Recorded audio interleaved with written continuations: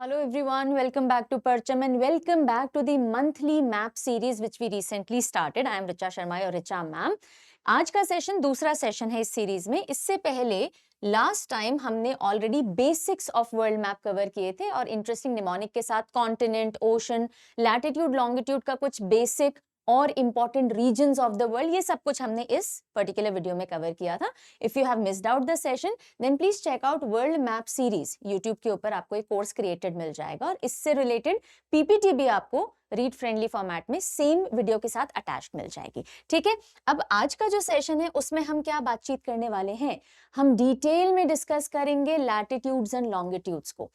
इनसे रिलेटेड जो भी फैक्ट्स हैं, इनके फीचर्स हैं, दो लैटिट्यूड के बीच में कितना डिस्टेंस होता है, लॉन्गिट्यूड्स के बीच में कितना डिस्टेंस होता है, इन दोनों को यूज करके हम मैप पे जो लोकेशन फाइंड आउट करते हैं उसके अलग अलग क्या तरीके हैं. डिग्रीज, मिनट्स, सेकंड्स के फॉर्मेट में भी होता है और जो गूगल मैप्स हैं, जिस तरह की एप्लीकेशन हम आज इस्तेमाल करते हैं, वो डेसिमल सिस्टम में भी लोकेशन ट्रेस करते हैं. तो वो कैसे होता है उसकी बात करेंगे. नॉटिकल माइल्स क्या होते हैं उसकी बात करेंगे. एंड देन एक याद करने में डिफिकल्ट चीज पे मूव करेंगे and that is countries on equator. तो जितने भी इंपॉर्टेंट टॉपिक्स होते हैं या फिर लॉन्गिट्यूड्स होते हैं उनके ऊपर कौन कौन से देश लाई करते हैं वो आपको याद होना चाहिए. सीधे सीधे एग्जाम में आता है. तो ये सब कुछ आज बातचीत करेंगे. निमोनिक बड़े इंटरेस्टिंग से देने वाली हूँ आपको. तो चलो without further ado let us get going with today's session. तो सबसे पहले देख लेते हैं कोऑर्डिनेट्स के बारे में. Coordinate system. कोऑर्डिनेट्स क्या, जैसे कि हम ग्राफ के ऊपर एक्स एक्सिस और वाई एक्सिस की बात करते हैं. ओके, और कोई भी लोकेशन अगर आपको पता करनी है तो हमें एक्स और वाई से एग्जैक्ट लोकेशन पता लगती है. तो इसी तरह से मैप की, वर्ल्ड मैप की अगर हम बात करें तो ये सेम फंक्शन एक्स एक्सिस का फंक्शन करता है लैटिट्यूड और y एक्सिस का फंक्शन करता है लॉन्गिट्यूड. तो चलो हम पहले लैटिट्यूड लॉन्गिट्यूड समझेंगे, इनके सारे फीचर्स समझेंगे और फिर देखेंगे कि मैप पे हम एग्जैक्ट जो लोकेशन ट्रेस करते हैं उसके तरीके अलग अलग कौन से हैं. Okay, starting of with what is a latitude. Last class में भी हमने ब्रीफ तो लिया था. लैटिट्यूड्स क्या होते हैं, इनको हम पैरेलल भी बोलते हैं. तो जो हमारी अर्थ है उसको हमें लोकेशन ट्रेस करने के एंगल से हम उसको इमेजिनरी लाइन से डिवाइड कर देते हैं. और जब ये इमेजिनरी लाइंस इक्वेटर और उसके पैरेलल पैरेलल ड्रॉ की जाती हैं तो इन लाइंस को, जो ये हॉरिजॉन्टल लाइंस हैं, इनको हम कह देते हैं लैटिट्यूड. ठीक है, ऑलराइट, यहां तक बात समझ में आ गई. नाउ ये हॉरिजॉन्टली रन करती हैं, यानी कि इस तरह से रन करेंगी. ठीक है, ये वर्टिकल होता है और ये हॉरिजॉन्टल होता है. तो लैटिट्यूड्स कैसे हैं, हॉरिजॉन्टल है. They are parallel. देखिए आपको ये इक्वेटर दिख रहा है, 0 डिग्री इक्वेटर. इसके ऊपर ये जो आपको लाइन दिख रही है ये बिल्कुल इसके पैरेलल चल रही है. इसके ऊपर वाली जो लाइन है ये भी बिल्कुल इसके पैरेलल चल रही है. Can you C.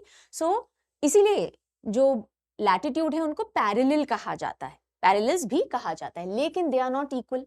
Obviously they are not equal. Earth spherical है, प्रॉपर स्फेयर भी नहीं है. अर्थ ऊपर और नीचे से थोड़ी सी चपटी हुई है, लेकिन फिर भी अगर हम स्फेरिकल भी मान के चलें, जैसे ये आपको ग्लोब दिख रहा है, ऑब्वियसली ये जो बिल्कुल इक्वेटर पे जो लैटिट्यूड बन रहा होगा, अगर हम उसको सीधे करके उसकी लेंथ मेजर करें और यहाँ जो ऊपर लैटिट्यूड बन रहा होगा ये छोटा होगा, ये वाला बड़ा होगा, तो क्या सारे लैटिट्यूड्स या पैरेलल्स इक्वल होंगे? नहीं, नहीं होंगे. राइट, यहां तक भी समझ में आ गया ना. ये जो लैटिट्यूड है ये बेसिकली क्या बताते हैं आपको, ये आपको बताते हैं कि इक्वेटर से आप अर्थ पे कितना ऊपर या कितना नीचे हो. तो लैटिट्यूड लॉन्गिट्यूड का एक ही रोल है, अर्थ के ऊपर आपकी लोकेशन में हेल्प करना. लोकेशन फाइंड आउट हम कैसे करेंगे, इन्हीं की मदद से करते हैं. तो ये जो लैटिट्यूड्स हैं ये हमें बताते हैं कि ये जो 0 डिग्री लैटिट्यूड हम लेते हैं ना, जैसे हमने नाम दे दिया था इक्वेटर. यस, तो ये जो इक्वेटर की लाइन है 0 डिग्री की, आप इससे कितना ऊपर हैं ये आप कैसे बता पाओगे, लैटिट्यूड्स की मदद से. या फिर आप इस इक्वेटर से कितना नीचे हो अभी, आपकी लोकेशन, वो भी आप लैटिट्यूड से बताओगे. तो what does latitude tell us, it tell us how far north और south you are from equator. Got it. Then अब कितने लैटिट्यूड्स होते हैं या कहां तक होते हैं, कितने डिग्रीज तक जाते हैं. तो देखो ये 0 डिग्री है और ये आप देख सकते हो 90 डिग्री, यानी कि 1 2 3 4 ऐसे करते करते करते करते 90 डिग्री तक नॉर्थ में जाते हैं और इसी तरह से 1 डिग्री लेते लेते 90 डिग्री साउथ तक जाते हैं। तो 90 degree north and 90 degree south यहां तक जाते हैं लैटिट्यूड्स। अब कितने लैटिट्यूड पूरे ग्लोब को कवर कर रहे होते हैं? अगर हम एक डिग्री पे लैटिट्यूड बना रहे हैं, how many latitudes are there? And this question comes in examination also, तो ध्यान से समझिएगा। अगर मैं आपको कह रही हूं ये है 0 डिग्री और हमें पहुंचना है 90 डिग्री तक और हम एक डिग्री पे एक लैटिट्यूड बना रहे हैं, तो ऊपर कितने लैटिट्यूडनल लाइंस बन गई हमारी? 90 यहां बन गई। इसी तरह से 90 लाइंस हमारी यहां बन जाएंगी और एक ये इक्वेटर की लाइन भी तो है, क्योंकि ये हमने 1 डिग्री से चालू किया नॉर्थ और ये हमने 1 डिग्री साउथ से चालू किया, पर ये इक्वेटर भी तो आएगा। तो 90 नॉर्थ के, 90 लैटिट्यूड साउथ के और एक इक्वेटर, इस तरह से बनते हैं ये 181 लैटिट्यूड्स। ठीक है, अब लैटिट्यूड्स लाइंस हो जरूरी नहीं है। नॉर्थ और साउथ पोल की अगर हम बात करें, देखो यहां पे ध्यान दो, ये जो आपको पॉइंट दिख रहा है ना, दिस इज अ पॉइंट। जब हम नॉर्थ पोल पे एग्जैक्ट पहुंच जाते हैं, है ना, जैसे कि आप ग्लोब पे देखोगे, आप बिल्कुल जब यहां पहुंच जाओगे तो this will be a point. ये कोई लाइन ही नहीं है, यहाँ पे आप गोल लाइन बना ही नहीं पाओगे, आपको पॉइंट पे आ जाना पड़ेगा। तो अगर हम बोलें कि जितने भी लैटिट्यूड्स होते हैं उनमें लाइंस कितनी होती हैं और पॉइंट्स कितने होते हैं, तो ये एक पॉइंट और ये 2 पॉइंट हटा दीजिए, बाकी सारी लाइंस हैं, यानी कि 181 में से 179 तो हमारी लाइंस हो गई और 2 हमारे पॉइंट्स हो गए। और ये पॉइंट्स कौन से हैं? North and south pole. Clear हो गया? तो कभी आपसे पूछ लिया जाए कि लैटिट्यूड में लाइंस कितनी होती हैं, तो 179 होती हैं और लैटिट्यूड्स टोटल कितने होते हैं? 181 होते हैं।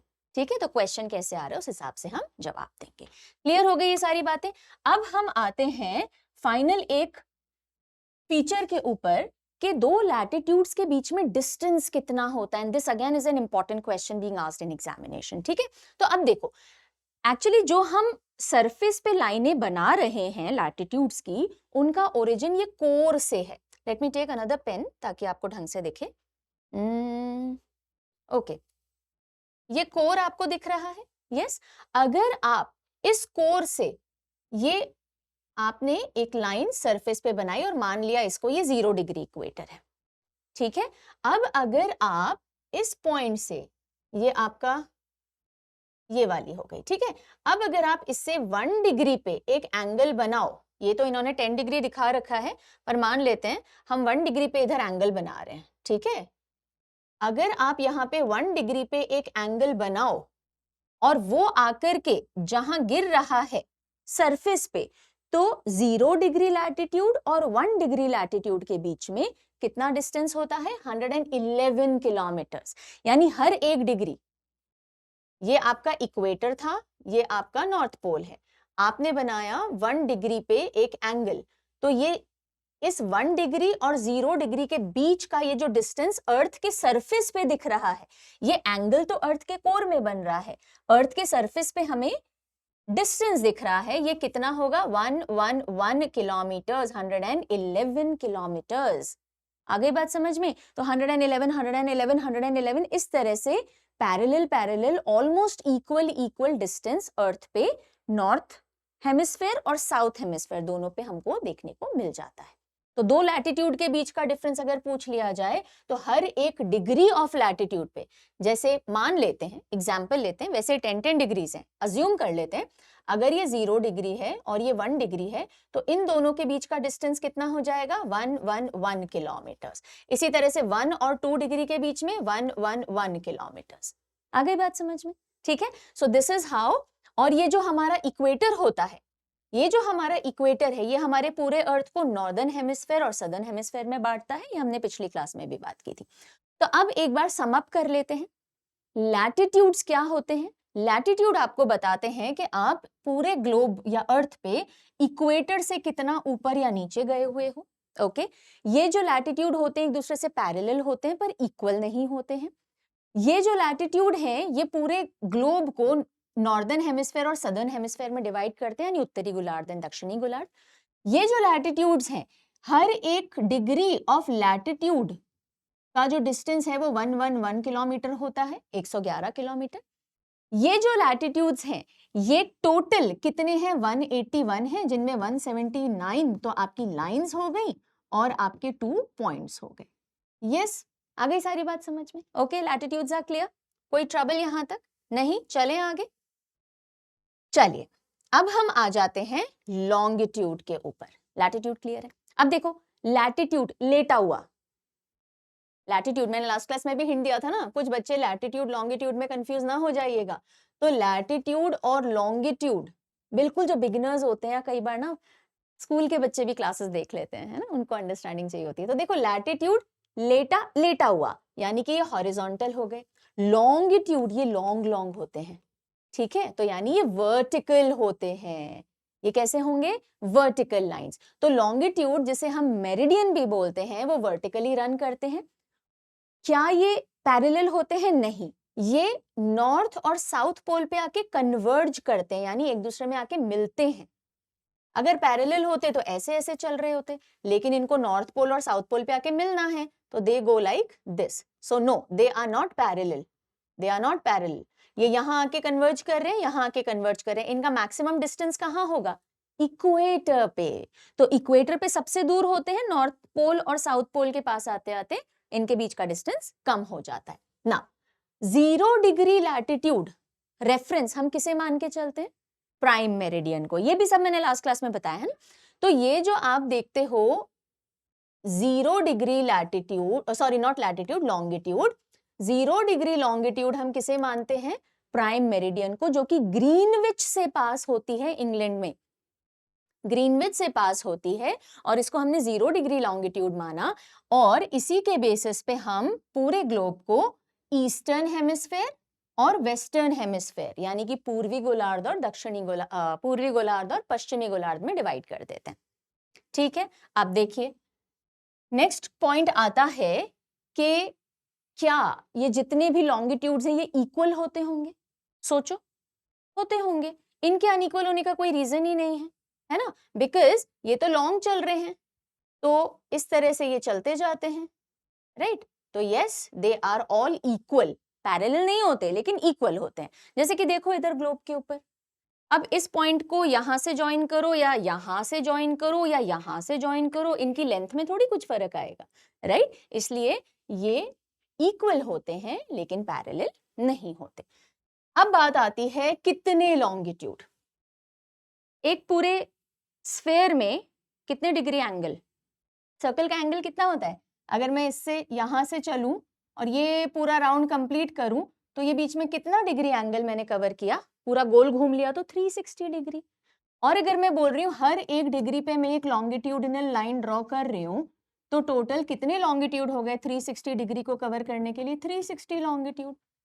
हम प्राइम मेरिडियन से चालू हुए, 10 10 10 10 डिग्री करके 180 डिग्री वेस्टर्न हेमिस्फेयर कवर किया, 10 10 10 10 डिग्री करके 180 डिग्री ईस्टर्न हेमिस्फेयर कवर किया। ठीक है, क्या होता है, आपने प्राइम मेरिडियन को 0 बनाया। जैसे देखो इक्वेटर क्या कर रहा था, नॉर्थ में 90 डिग्री एंगल और साउथ में 90 डिग्री एंगल कर रहा था। लॉन्गिट्यूड क्या करेगा? ईस्टर्न हेमिस्फेयर में 180 डिग्री एंगल, वेस्टर्न हेमिस्फेयर में 180 डिग्री एंगल, और पीछे जाके कहाँ मिल जाते हैं ये सब? इंटरनेशनल डेट लाइन पे। बताया था कि आपको ये जो प्राइम मेरिडियन होती है, ये आपको दिख रही है प्राइम मेरिडियन। ये जो प्राइम मेरिडियन होती है, इसके जस्ट पीछे, इसके जस्ट यहाँ पीछे होती है इंटरनेशनल डेट लाइन। उसको क्रॉस करते ही डेट चेंज हो जाती है। तो प्राइम मेरिडियन से इंटरनेशनल डेट लाइन की तरफ ईस्टर्न हेमिस्फेयर में 180 डिग्री और वेस्टर्न हेमिस्फेयर में 180 डिग्री एंगल्स और लाइंस, और इसी तरह से 360 डिग्री कंप्लीट हो जाते हैं। अब क्वेश्चन आता है, दो लॉन्गिट्यूड के बीच में कितना डिस्टेंस होता है मैम? ये जो दो लॉन्गिट्यूड दिख रहे हैं, अगर मैं बोलूं 1 डिग्री लॉन्गिट्यूड और 2 डिग्री लॉन्गिट्यूड, तो इनके बीच का डिस्टेंस कितना होगा? इनके बीच का डिस्टेंस होगा 111.3 किलोमीटर्स। लैटिट्यूड में कितना था? 111 किलोमीटर था, है ना, और लॉन्गिट्यूड में कितना है? 111.3 किलोमीटर। लेकिन क्योंकि पैरेलल नहीं होते ना, ये मैक्सिमम डिस्टेंस है, और मैक्सिमम डिस्टेंस कहां देखने को मिलेगा हमें? इक्वेटर के पास देखने को मिलेगा। जैसे जैसे आप ऊपर जाओगे, दो लॉन्गिट्यूड के बीच का डिफरेंस कम होता जाएगा obviously. Yes, so maximum distance longitude का 111.3 किलोमीटर इक्वेटर पे देखने को मिलता है। यहां तक सब कुछ क्लियर है? यस, ओके, बढ़ जाएं आगे। चलिए, अब ये थोड़ा ब्रीफली मैंने आपको लास्ट क्लास में बताया था, लेकिन आज कुछ नए कॉन्सेप्ट सीखेंगे। देखो, ऐसा नहीं है जो लास्ट क्लास में पढ़ा है वही बताऊंगी। लास्ट क्लास बेसिक्स थे, अब हम बेसिक्स के ऊपर फर्दर नॉलेज बिल्ड कर रहे हैं। जैसे लास्ट क्लास में हमने सिर्फ लैटिट्यूड लॉन्गिट्यूड होते क्या है वो पढ़ा, हमने ये नहीं देखा था दो के बीच का डिस्टेंस कितना होता है एटसेट्रा, राइट? आज हम वो भी देख रहे हैं। सिमिलरली लास्ट क्लास में हमने बात की थी कि मैप के ऊपर लोकेशन कैसे देखते हैं, लेकिन आज हम बात करेंगे कि डिग्री तक ही नहीं, 1 डिग्री सोचो, 1 डिग्री लैटिट्यूड मतलब ये अगर 1 डिग्री है और ये 2 डिग्री है, इनके बीच का डिस्टेंस कितना है? 111 किलोमीटर। तो क्या हम इतने ही प्रिसिजन तक लोकेशन बता पाते हैं क्या? 111 किलोमीटर तक ही? उसके बीच में कोई इंसान हो तो कैसे बता पाएंगे? उसका भी फर्दर डिवीजन है, वही आज बताऊंगी कि सिर्फ हम डिग्रीज तक आके नहीं रुक जाते हैं कि भाई 1 डिग्री तक का ही हम प्रिसिजन से मैप पे आपकी लोकेशन बता सकते हैं। नहीं, हम तो जियो पोजिशनिंग से आज बिल्कुल पिन पॉइंटेड लोकेशन बता पा रहे हैं। वो कैसे पॉसिबल है? आइए समझते हैं। तो देखो, ये चीज हमने पहले भी बात की और अभी भी मैंने आपको बता दिया कि लोकेशन जब भी हम लिखते हैं तो एक्स और वाई एक्सिस में सबसे पहले एक्स लिखा जाता है और फिर वाई लिखा जाता है। जैसे कि यहां देखो, अगर हमें इस पॉइंट की लोकेशन लिखनी है तो ये लैटिट्यूड पे कहां आ रहा है? 40 डिग्री। और ये कौन से हेमिस्फेयर में? देखो, ये इक्वेटर है, 0 डिग्री है ना, तो ये नॉर्दर्न हेमिस्फेयर में, यानी 40 डिग्री नॉर्थ। अब लॉन्गिट्यूड के ऊपर इसकी लोकेशन कहाँ है? 30 डिग्री है, ठीक है। और कौन सा हेमिस्फेयर है? देखो, ये 0 डिग्री लॉन्गिट्यूड है, प्राइम मेरिडियन, तो ये वेस्टर्न हेमिस्फेयर हो गया, तो 30 डिग्री वेस्ट। इस तरह से हमने इसकी लोकेशन लिख दी। पहले लैटिट्यूड लिखा, फिर लॉन्गिट्यूड लिखा। यहां तक बात समझ में आ गई?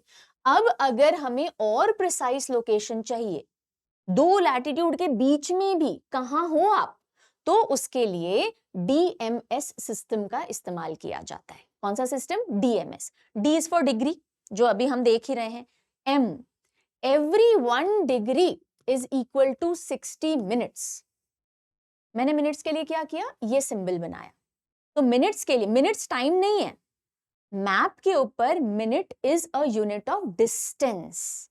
आई बात समझ में? ठीक है, जैसे डिग्री डिस्टेंस के लिए है ना, 1 डिग्री से दूसरा डिग्री कितना दूर है, इसी तरह से 1 डिग्री के अंदर 60 मिनट्स होते हैं। यानी कि आप उस 111 किलोमीटर को, अगर मैं लैटिट्यूड की बात करूं, उस 111 किलोमीटर को भी आप डिवाइड कर सकते हो मिनट्स में। ओके, फिर 1 मिनट में 60 सेकंड्स होते हैं, जैसे घड़ी में होते हैं, लेकिन यहाँ टाइम नहीं है, ये डिस्टेंस है। आ रही है बात समझ में? यस, तो अगर मैंने कहा ये है 1 डिग्री और ये है 2 डिग्री, इन दोनों के बीच में कितने मिनट्स आ सकते हैं? 60 मिनट्स आ सकते हैं। अब हर 1 मिनट, ये है 1 मिनट, ये है 2 मिनट, इनके बीच में कितने सेकंड्स आ सकते हैं? 60 सेकंड्स आ सकते हैं। ये double dash is for second, single dash is for minute. तो अब से आपको टाइम रीड करना भी आना चाहिए। अगर कहीं लिखा है फॉर एग्जाम्पल 40 डिग्री 25 मिनट और ये 37 सेकेंड्स नॉर्थ, तो अब आप इसको पढ़ना जानते हो, 40 डिग्री 25 मिनट 37 सेकेंड्स, और ये सब डिस्टेंस बता रहे हैं, टाइम कोई नहीं बता रहा। ठीक है, यहां तक भी समझ में आ गया? ऑलराइट। लेकिन पता है, आजकल जो सिस्टम है वो ये डिग्री और मिनट वाला नहीं है, वो डेसिमल वाला है। जैसे आप कभी गूगल मैप्स पे या फिर हाँ, मतलब बेसिकली गूगल मैप्स पे अगर आप देखोगे, जो हम यूजुअली यूज करते हैं, उसी का एग्जांपल देती हूँ, तो आपको लोकेशन ना मिनट्स और सेकंड्स में नहीं मिलेगी, डेसिमल में मिलेगी। ठीक है, तो चलो अब वो समझते हैं। ये सब आपको सिर्फ पढ़ाई की अंडरस्टैंडिंग नहीं देगा, प्रैक्टिकल एप्लीकेशन में भी बहुत हेल्प करेगा, है ना? आपको थोड़ी डे टू डे चीजों की समझ आ जाएगी। तो मॉडर्न मैपिंग डिवाइसेस जैसे कि गूगल मैप है, वो डेसिमल डिग्रीज का इस्तेमाल करते हैं। अब ये कैसे होता है? बहुत सिंपल है। देखो, डेसिमल डिग्री का मतलब, आपने जो डिग्री लिखी थी वो तो होगी ही, जैसे हमने बोला 40 डिग्री, ये सेम है। अब हमने क्या किया था, जैसे इसमें हमने कहा था 25 मिनट, तो हमने कहा मिनट को कन्वर्ट कर दो डेसिमल में, तो अपॉन 60 कर दो। ठीक है, फिर हमने कहा था से फॉर एग्जाम्पल 27 सेकेंड, तो हमने कहा 27 को भी डेसिमल में करने के लिए अपॉन, अपॉन नॉट 60, 3600 कर दो, 3600। ठीक है, हाउ मच? 3600, क्योंकि 1 मिनट में 60 सेकेंड्स और 1 डिग्री में 3600 सेकेंड्स।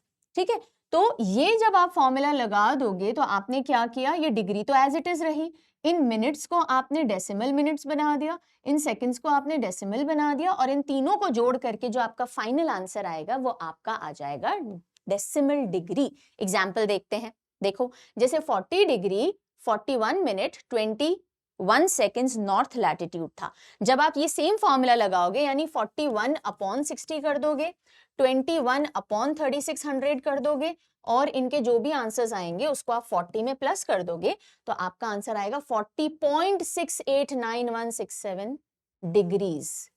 और साथ में क्या लगा हुआ है, नॉर्थ। अभी और नीचे देखो, लॉन्गिट्यूड देखो, 74 डिग्री था वो तो सेम रहेगा, 2 मिनट को हमने 2 अपॉन 60 किया, प्लस 40 को हमने अपॉन 3600 किया, और इसमें जोड़ दिया 74, तो आंसर आया 74। दिस वेस्ट, पर ये माइनस भी लगा हुआ है, दिख रहा है यहाँ पे माइनस, ये माइनस कहां से आ गया? तो ये जो डेसिमल डिग्रीज होती हैं इनमें एक और चीज होती है, समझना ध्यान से। जो हमारी अर्थ थी हम उसको हेमिस्फेयर्स में बांटते हैं, ये हमारा हो गया, ये पूरा साइड हमारा ईस्टर्न हेमिस्फेयर है ना, ये पूरा साइड हमारा वेस्टर्न हेमिस्फेयर, ये ऊपर वाला साइड हमारा नॉर्दर्न हेमिस्फेयर, ये नीचे वाला साइड सदर्न हेमिस्फेयर, ऐसे ही 4 पार्ट में बंट गया। यस, अब अगर आपके लैटिट्यूड जो आ रहे हैं वो नॉर्थ में है, यानी कि आपकी जो लोकेशन लैटिट्यूड की है वो नॉर्थ में है, तो आपके लोकेशन के आगे प्लस लगेगा, यानी नहीं भी लिखो कुछ तो चलेगा। लेकिन अगर आपके लैटिट्यूड साउथ में है, यानी आप 0 डिग्री इक्वेटर से नीचे लैटिट्यूड में हो, तो माइनस लग जाएगा। ठीक है, अगर मान लीजिए ये नॉर्थ नहीं होता, ये साउथ होता, तो यहाँ पे इधर हम माइनस लगा देते। इसी तरह से अगर आप ईस्ट में हो, है ना, अगर आपका जो लॉन्जिट्यूड आ रहा है, लॉन्गिट्यूड 0 डिग्री मेरिडियन से, वो ईस्ट में है, तो आप प्लस में हो, और अगर आप वेस्टर्न हेमिस्फेयर में हो, आपके लॉन्गिट्यूड ऐसे हैं, तो आप माइनस में हो, जैसे कि आपने यहां देखा, ये वेस्टर्न हेमिस्फेयर था ना, ये माइनस लग गया। Got it? यस, सो है इंटरेस्टिंग, समझ में आ गया आपको? DMS सिस्टम भी, डेसिमल मिनट और सेकंड भी, और कैसे उस डेसिमल मिनट सेकंड को हम डेसिमल डिग्रीज में कन्वर्ट कर सकते हैं। ठीक है, ऑल राइट, और प्लस माइनस का कॉन्सेप्ट भी समझ आ गया। और हमेशा लोकेशन लिखते टाइम लैटिट्यूड पहले लिखते हैं, लॉन्गिट्यूड बाद में लिखते हैं। अब हम आते हैं एक और इंटरेस्टिंग टर्म पे, and that is nautical mile. अब देखो, अभी तक हम जो भी बातें कर रहे थे ना, वो हम लैंड के कॉन्टेक्स्ट में कर रहे थे, जमीन पे, लेकिन हमें मूवमेंट या लोकेशन सिर्फ जमीन पे तो नहीं देखनी होती, ट्रेस करनी होती, हमें पानी पे भी ट्रेस करनी होती है, हमें हवा में भी ट्रेस करनी होती है। बहुत सारी शिप्स चलती हैं, बहुत सारे एयरप्लेन्स चलते हैं, तो उनके लिए जो यूनिट है डिस्टेंस मेजर करने की, वो है नॉटिकल माइल। क्या यूनिट है? Nautical mile. Nautical mile minute जैसी ही है, लेकिन वो जमीन पे ना होकर के पानी और हवा में है। तो जैसे 1 डिग्री ऑफ लैटिट्यूड 60 मिनट्स के बराबर था, यस था, इसी तरह से 1 डिग्री लैटिट्यूड 60 नॉटिकल माइल्स के भी बराबर होता है, यानी कि 1 मिनट और 1 नॉटिकल माइल बराबर होते हैं। आगे बात समझ में, सिंपल सी बात है। Yes, so 1 minute of latitude is 1 nautical mile. Okay, अब 2 लैटिट्यूड के बीच का डिस्टेंस कितना था बच्चे? ये 1 डिग्री लैटिट्यूड है, ये 2 डिग्री लैटिट्यूड है, इनके बीच का डिस्टेंस कितना था? बताया था अभी, 111 किलोमीटर, 111 किलोमीटर है ना। अगर मैं बोलूं ये है 60 मिनट्स के बीच का डिस्टेंस, 60 मिनट्स हो गए ना, 1 डिग्री से 2 डिग्री के बीच में कितने मिनट्स हुए? 60 मिनट्स हुए। तो 60 मिनट्स का डिस्टेंस अगर 111 किलोमीटर है, तो 1 मिनट का डिस्टेंस कितना होगा? 1 मिनट और दूसरे मिनट के बीच का डिस्टेंस कितना होगा? ये इतना होगा। 1 नॉटिकल माइल का डिस्टेंस भी इतना ही होता है, 1.85 किलोमीटर्स। ठीक है, क्यों? क्योंकि हमने इसको डिवाइड बाय 60 कर दिया, आंसर आ जाएगा। यस, सो ये है कहानी अभी तक की कि नॉटिकल माइल और मिनट्स के बीच में क्या रिलेशनशिप होता है, नॉटिकल माइल और डिग्री के बीच में क्या रिलेशनशिप होता है। 1 डिग्री में 60 मिनट होते हैं, 1 डिग्री में 60 नॉटिकल माइल होते हैं, लेकिन जब पानी और आसमान पे हमें डिस्टेंस मेजर करना है तो हम नॉटिकल माइल में करते हैं। अच्छा, अब एक और टर्म आपको पता होनी चाहिए, नॉट्स। ये स्पीड है, 1 नॉटिकल माइल पर आवर अगर आप पर आवर देखेंगे कितना आपने डिस्टेंस कवर किया पानी पे आसमान में, तो आप नॉट्स में उसको मेजर करते हो, ये यूनिट हो गई। अब जमीन पे जब हम बात करते हैं ना माइल्स की, और पानी पे बात करते हैं, तो पानी वाला माइल जो है जमीन के माइल से थोड़ा बड़ा होता है। क्यों? क्योंकि जमीन पे हम ये जो जब लैंड मासेस का डिस्टेंस मेजर कर रहे होते हैं ना, हम ये जो अर्थ का कर्वेचर है ना, घुमाव, इसको ज्यादा कंसिडरेशन में नहीं लेते। लेकिन जब हम पानी पे डिस्टेंस मेजर कर रहे होते हैं, तो हम इस घुमाव को भी थोड़ा ध्यान में रखते हुए चलते हैं। और इसी वजह से कभी पूछ लिया जाए कि क्या जो नॉटिकल माइल है ना, माइल क्या है? माइल डिस्टेंस मेजर करता है, लेकिन जो नॉटिकल माइल है, क्या वो जो स्टैट्यूट माइल यानी कि जो लैंड पे हम एक मील बोलते हैं ना, एक मील, एक माइल, उससे बड़ा है, छोटा है, बराबर है? तो थोड़ा सा बड़ा होता है, slightly longer. 1 nautical mile is 1.15 standard land mile. यानी कि जमीन पे जो हम एक मील बोलते हैं, 1 माइल बोलते हैं, उसमें थोड़ा सा 0.15 और ऐड करेंगे, तब जाकर के आपका नॉटिकल माइल बनेगा। ठीक है, ये एक और इंटरेस्टिंग फैक्ट है, ये मैंने आपको दे दिया है। तो दैट इज इट। सर्कमफ्रेंस जो है अर्थ का जो कर्वेचर, उसको ध्यान में रखता है, इसलिए ऐसा है। तो नॉटिकल माइल क्या होता है? नॉटिकल माइल पानी और हवा के ऊपर डिस्टेंस मेजर करने की यूनिट है। और इसको अगर हम पर आवर के हिसाब से देखें, तो जो स्पीड निकल के आती है वो नॉट्स में होती है। जो मिनट है और नॉटिकल माइल है सेम ही चलते हैं। ये सब कहानी समझ में आ गई? आइए जी, चलते हैं बड़े इंटरेस्टिंग वाले एस्पेक्ट की तरफ और आते हैं इंपॉर्टेंट लैटिट्यूड्स डिस्कस करने में। ठीक है, आज की क्लास में एक ही इंपॉर्टेंट लैटिट्यूड ढंग से डिस्कस करेंगे डिटेल में, वो है equator. Tropic of Cancer, Capricorn अगली क्लास में जाएगा। ट्रॉपिक ऑफ कैंसर इंडिया से भी गुजरता है, तो इंडिया के कौन से स्टेट से गुजरता है वो भी देखेंगे, और वर्ल्ड में कहां कहां से ट्रॉपिक ऑफ कैंसर और कैप्रिकॉर्न गुजरते हैं याद करेंगे, वो अगली क्लास में। प्राइम मेरिडियन की भी अगली क्लास में बात करेंगे, आज इक्वेटर पे फोकस करेंगे। ठीक है, तो चलो पहले तो यहां पे आ जाते हैं। ये हमने लास्ट क्लास में भी देखा था, इंपॉर्टेंट लैटिट्यूड्स कौन से हैं, चलो रिकॉल कर लेते हैं फटाफट। ये है 0 डिग्री, और इस लैटिट्यूड को हमने नाम क्या दिया था? इक्वेटर। ये है 23.5 डिग्री नॉर्थ, और इसको हमने नाम क्या दिया था? Tropic of cancer. ओके, ये है 66.5 डिग्री नॉर्थ, और इसको हमने नाम दिया था आर्कटिक सर्कल। सिमिलरली साउथ में आ जाओ, 23.5 डिग्री साउथ, इस लैटिट्यूड को हमने नाम दे दिया था ट्रॉपिक ऑफ कैप्रिकॉर्न। और ये 66.5 डिग्री साउथ को हमने नाम दे दिया था एंटार्क्टिक सर्कल। यस, हो गया रिवाइज? हाँ, यहां तक की बातें समझ में आ गई। लेकिन पिछले क्लास में एक चीज मैंने आपको नहीं बताई, क्योंकि हमेशा कुछ ना कुछ नया तो सीखना है। हॉर्स लैटिट्यूड, एक और इंपॉर्टेंट लैटिट्यूड्स होते हैं हॉर्स लैटिट्यूड, और हॉर्स लैटिट्यूड के पीछे कहानी है वो मैं अभी बताऊंगी। लेकिन हॉर्स लैटिट्यूड की खास बात क्या है? दुनिया के अधिकतर हॉट एंड ड्राई डेजर्ट्स जो आप देखते हो ना, वो सब इन हॉर्स लैटिट्यूड्स के आसपास बने हुए हैं। क्यों? इन लैटिट्यूड्स की खास बात क्या है? ये बहुत हाई प्रेशर वाले जोन्स हैं। यानी कि जब इक्वेटर से गर्म हवा ऊपर उठती है ना मॉइस्चर लेके, तो कूल डाउन होके बारिश वारिश करके और ड्राई होकर के और नीचे सिंक इन होती है, तो सिंक यहीं आकर के होती है इधर। तो यानी कि बहुत हाई प्रेशर है हवा का, यहाँ पे मॉइस्चर नहीं है, ड्राई है। ओके, और क्योंकि हवा ऊपर से आ रही है तो नीचे से हवा को उठने नहीं देती, विंड मूवमेंट ज्यादा नहीं होता यहाँ पे। ओके, तो ये वर्ल्ड के one of the most dry zones होते हैं, इनको बोलते हैं हॉर्स लैटिट्यूड। और हॉर्स लैटिट्यूड क्यों बोलते हैं बताऊं? क्योंकि इन लैटिट्यूड से जब शिप्स जाती थी ना, शिप्स को ना पुराने टाइम की शिप्स में से सेल बने हुए होते थे, पर्दे होते हैं ना बड़े बड़े, राइट? तो हवा आएगी तो उन शिप्स को मूव करने में हेल्प होती थी, पर यहाँ तो हवा ही नहीं चलती थी अच्छे से। तो जो हॉर्स वगैरह ले जाए जाते थे, उनको पानी में उतार दिया जाता था, थोड़ा इजी हो जाए शिप का चलाना एटसेट्रा, तो इनको हॉर्स लैटिट्यूड कहते थे, राइट? ये पढ़ते हैं 30 अप्रोक्सीमेटली 30 डिग्री के ऊपर, 30 degree to 35 degree north and 30 to 35 degree south of equator. तो ये 30 से 35 और ये 30 से 35 डिग्री वाले जो लैटिट्यूड्स हैं, इनको हॉर्स लैटिट्यूड्स बोलते हैं। खास बात मैंने आपको बता दी, बहुत हाई प्रेशर बेल्ट्स हैं और काम विंड्स हैं यहाँ पे बहुत। जैसे इक्वेटर के थोड़ा आसपास, थोड़ा दूर दूर बहुत आपको अफरा तफरी मिलेगी, यहाँ काम विंड्स हैं, स्काईज क्लियर होते हैं क्योंकि बादल नहीं बनते। ठीक है, ड्राई विंड्स ऊपर से नीचे आ रहे हैं और ड्राई एयर होती है। तो वर्ल्ड के सबसे ज्यादा गर्म और सूखे जो आपको डेजर्ट्स देखने मिलेंगे, जैसे यहाँ सहारा है ना, वो सब यहीं देखने को मिलेगा। यहाँ इंडिया में थार आ जाता है, वो इसी के आसपास देखने को मिलेगा। क्लियर? आइए जी, आज के हीरो की तरफ चलते हैं। इक्वेटर लैटिट्यूड में एक बहुत इंपॉर्टेंट लैटिट्यूड जिसके बेसिस पे ही हम सारे लैटिट्यूड्स को रेफर करते हैं, दैट इज इक्वेटर। अब इक्वेटर के बारे में जानते हैं, और एक क्वेश्चन जो एग्जाम में कई बार बन जाता है, इक्वेटर कौन कौन सी कंट्रीज से पास होता है, उसको याद करेंगे।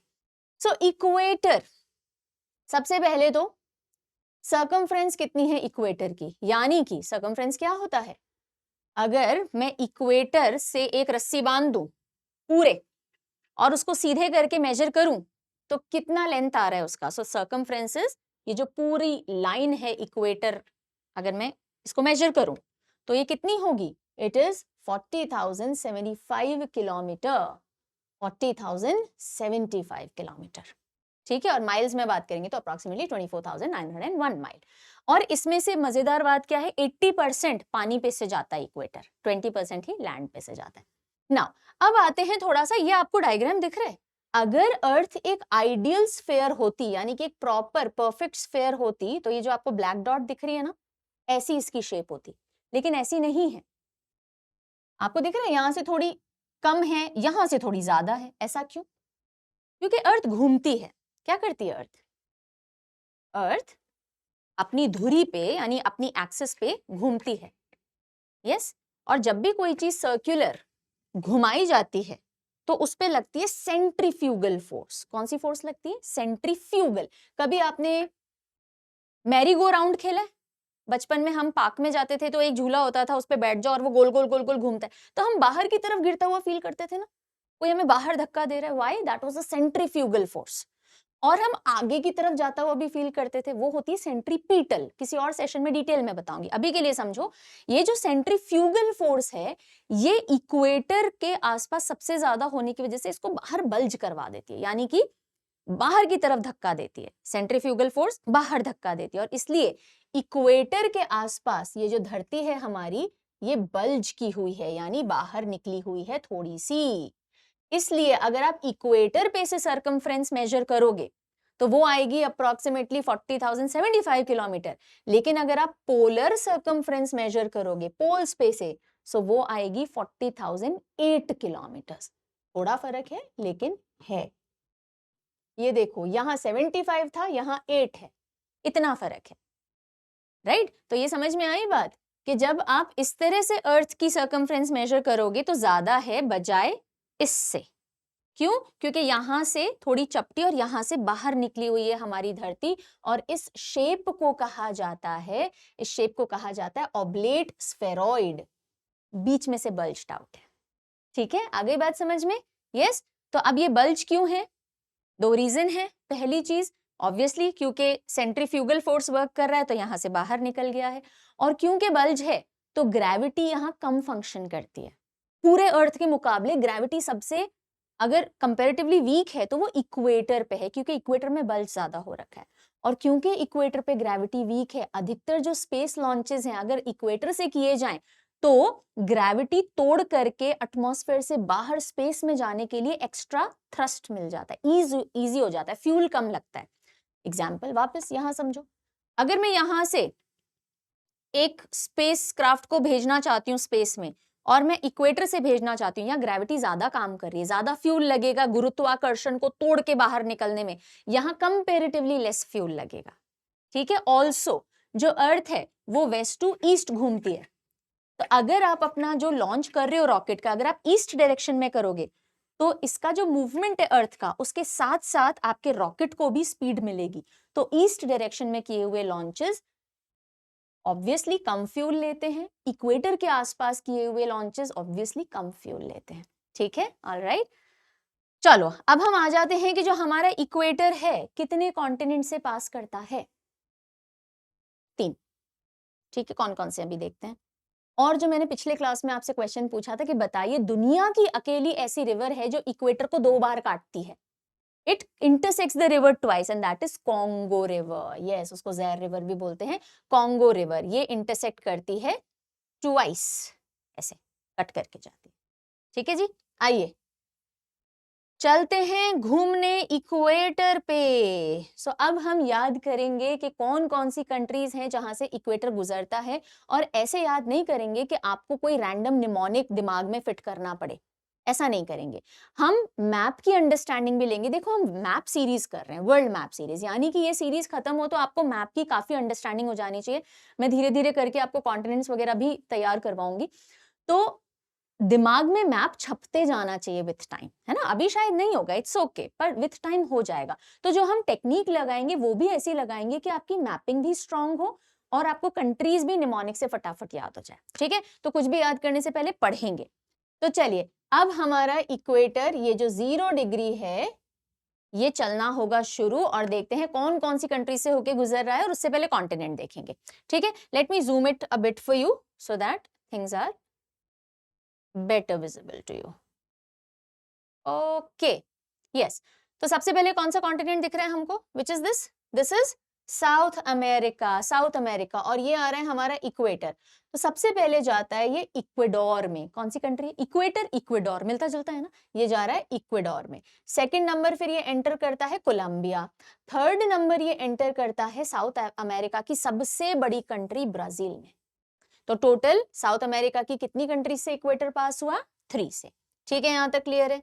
अब इक्वेटर आगे बढ़ा, आगे बढ़ा, और कौन से कॉन्टिनेंट में एंटर कर रहा है? ये कौन सा कॉन्टिनेंट है? अफ्रीका। अफ्रीका में सबसे पहले जाता है ये साओ टोम एंड प्रिंसिप से। नाम इंटरेस्टिंग है ना, Sao Tome and Principe. Sao Tome and Principe के बाद ये एंटर करता है गेबन। तो ये 4th कंट्री हो गई, ये 5th हो गई। गेबन के अंदर ये गेबन है। गेबन के बाद जाता है ये कॉन्गो में। कॉन्गो के बाद एंटर करता है डेमोक्रेटिक रिपब्लिक ऑफ कॉन्गो में। Congo, democratic republic of Congo पास पास है।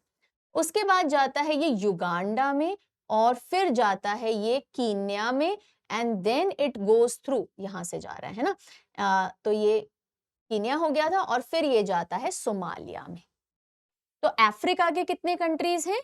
अफ्रीका के टोटल 7 कंट्रीज हैं जहां से इक्वेटर पास होता है। 1 2 3 4 5 6 7। क्लियर? तो 3 साउथ अमेरिका, 7 अफ्रीका।